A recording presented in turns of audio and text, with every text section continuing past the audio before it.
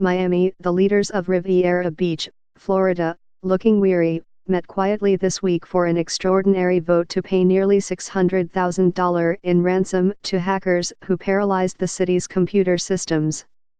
Riviera Beach, a small city of about 35,000 people just north of West Palm Beach, became the latest government to be crippled by ransomware attacks that have successfully extorted municipalities and forced them to dig into public coffers to restore their networks. A similar breach recently cost Baltimore $18 million to repair damages. Even large cities, however, have had to pay smaller ransoms than Riviera Beach.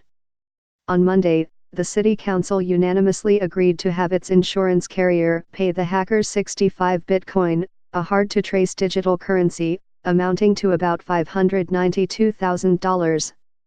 By making the payment, the city council hopes to regain access to data encrypted in the cyber attack 3 weeks ago, though there is no guarantee the hackers will release the data once payment is received.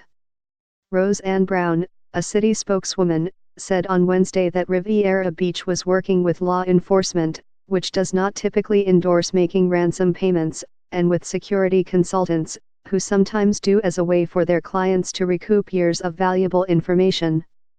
"We are well on our way to restoring the city system," Ms. Brown said.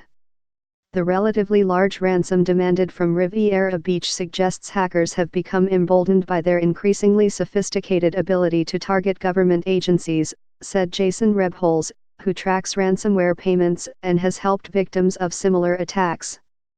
"The complexity and severity of these ransomware attacks just continues to increase," said Mr. Rebholz, a principal for Mox5, a technology advisory firm. "The sophistication of these threat actors is increasing faster than many organizations and cities are able to keep pace with."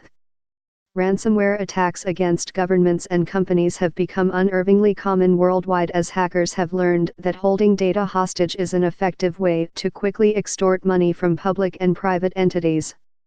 Some of the cybercriminals have used a tool, Eternal Blue, developed by the National Security Agency. The NSA lost control of the program, which is now being used as a cyber weapon.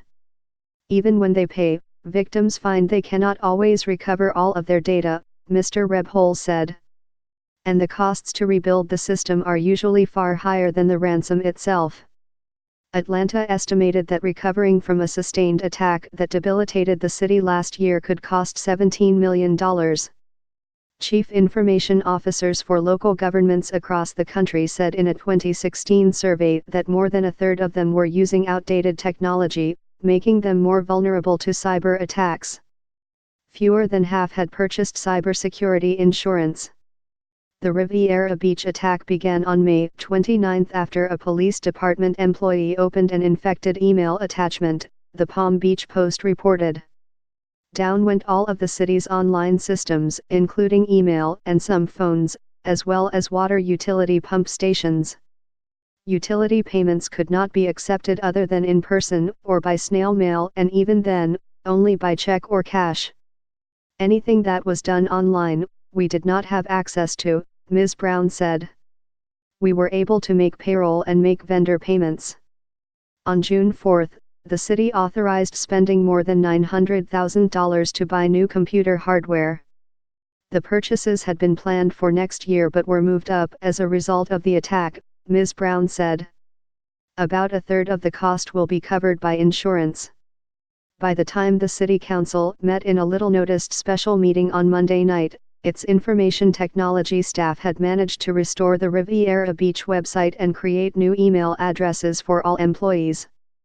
A 3-line online notice dated June 5 informed the public that the city had experienced a data security event.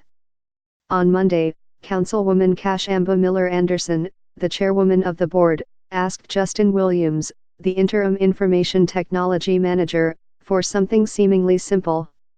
Could the elected officials' new email addresses be posted online for the public to get in touch with them? Underscoring the enormity of the city's troubles, Mr. Williams explained that the webmaster hoped to get to that soon. "He's been working very feverishly to get that done," Mr. Williams said.